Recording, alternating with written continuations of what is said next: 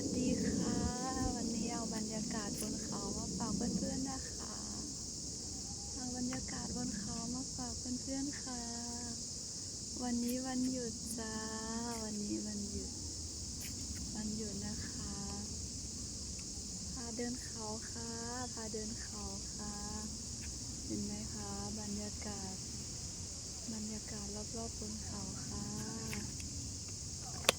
เอาบรรยากาศรอบๆบนเขามาฝากเพื่อนๆจ้า